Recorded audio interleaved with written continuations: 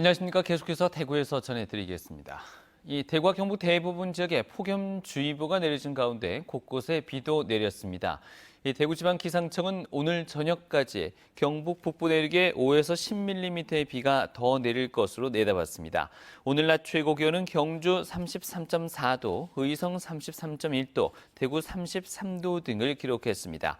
내일도 구름이 많겠고 오후 한때 비가 오는 곳이 있겠습니다. 내일 대구 아침 최저 기온은 23도, 낮 최고 기온은 34도가 예상됩니다. 영천의 위험천만한 도로 소식 전해드린 적이 있는데요. 구조적인 문제가 있었습니다. 이에 대해 주민들이 여러 차례 민원을 제기했지만 영천시는 귀 기울여 듣지 않았다고 합니다. 박재영 기자가 취재했습니다. 녹색 신호를 무시하고 내달리는 승용차, 대형 트럭도 예외가 아닙니다. 일상이 된 신호 위반과 과속 때문에 마을 주민은 불안과 공포에 시달려왔습니다. 나는 4박 3일, 다박 3일 영감으로 갈비하고 막 부러지고 그래. 좀 많이 갔지. 사고가 잦은 데는 그럴 만한 이유가 있습니다. 주민들은 마을과 논밭을 잇는 이 교차로를 집 앞 골목길처럼 매일 이용합니다. 문제는 교차로가 마을 인근 산업단지 3곳과 경부고속도로 영천 나들목과 연결돼 있어 통행량이 아주 많다는 겁니다. 단속 카메라까지 없다 보니 무법천지로 변했습니다. 우리 동네 관문아인겨 이게 마라바인겨 홈태. 그러니까 여기 사람 결 많이 다니는데 여기 오늘까지 10년 넘게 사고 그만이 나와도 대책이 없었다는 게 좀 잠된 거 아닙니까? 주민들은 줄기차게 대책을 요구했습니다. 인터넷과 전화 등으로 도로가 안전할 수 있도록 요구한 지 2년. 주민들이 애타는 마음으로 제기한 민원은 받아들여지지 않았고 그 사이에도 계속해서 교통사고는 일어났습니다.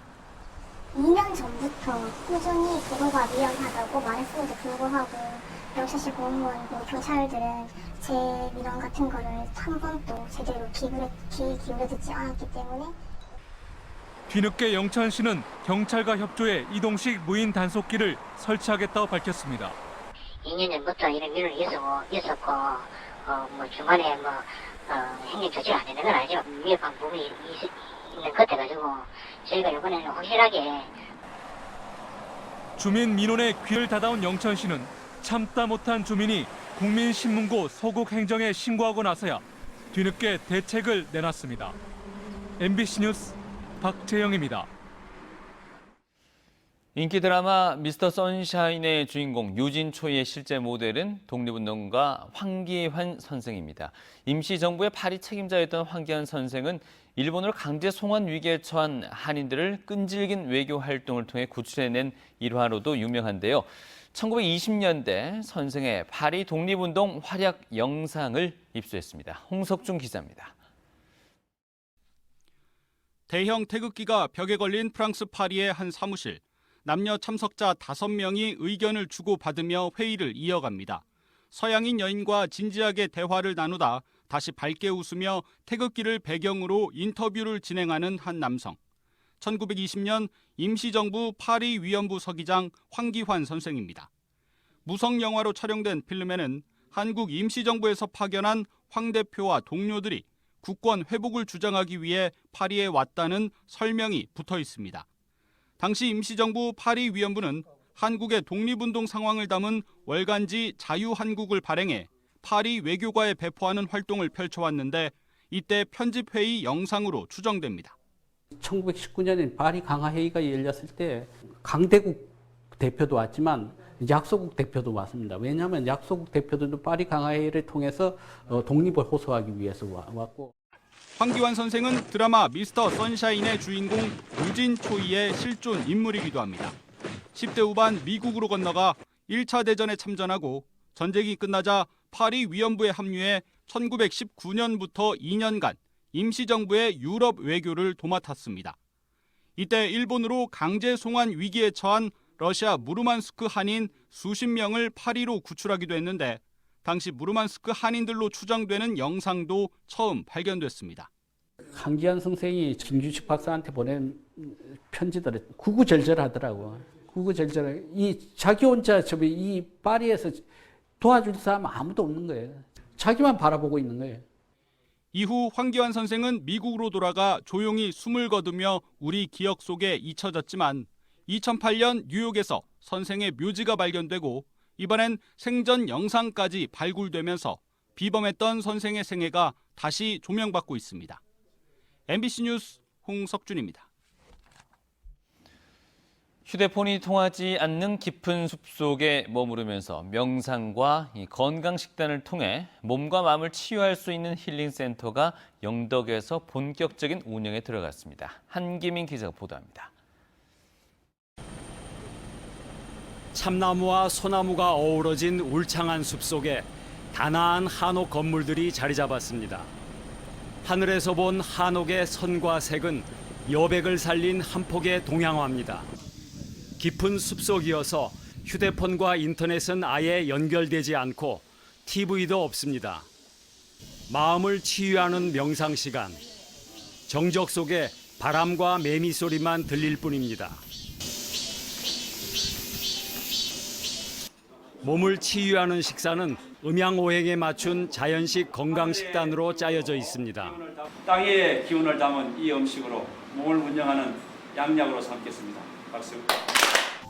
영덕군이 국비 등 60억 원을 들여 창수면 장육사 뒤편 나홍왕사 역사문화체험지구에 건립한 인문 힐링센터 여명입니다. 바깥에서 이렇게 스트레스 받고 잠시나마 명상을 통해서 내 마음이 편해질 수 있고 그런 프로그램이 너무 좋아서 다음에 가족들하고 함께 꼭 오고 싶은 그런 느낌을 받았습니다. 50여 명이 머무를 수 있는 이곳은 15인 이상 단체 신청을 받아 명상 외에도 기체조와 인문학 강연, 숲길 걷기 등의 프로그램을 유료로 진행하고 있습니다. 전국에서 명상을 필요로 하는 공공기관, 사업체, 회사 등에 적극 홍보하여 많은 사람들이 참여할 수 있도록 추진하겠습니다.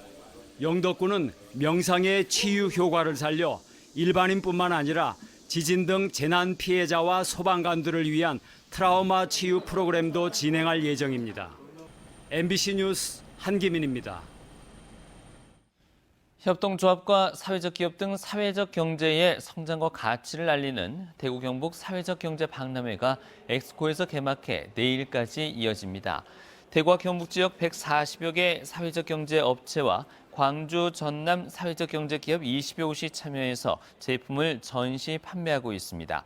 박람회에는 사회적 경제를 소개하는 주제관과 어린이를 위한 테마관 등도 마련됐고 사회적 경제에 관한 포럼과 세미나 같은 부대 행사도 진행됩니다.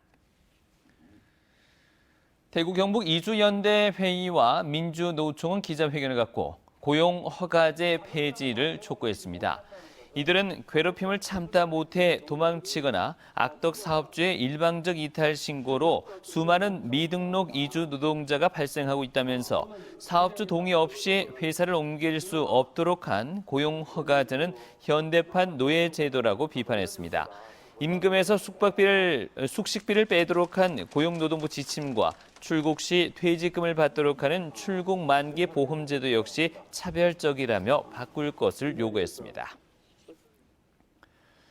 프로축구 대구 FC가 올 시즌 한 번도 이기지 못한 경남을 상대로 홈 승리에 도전합니다.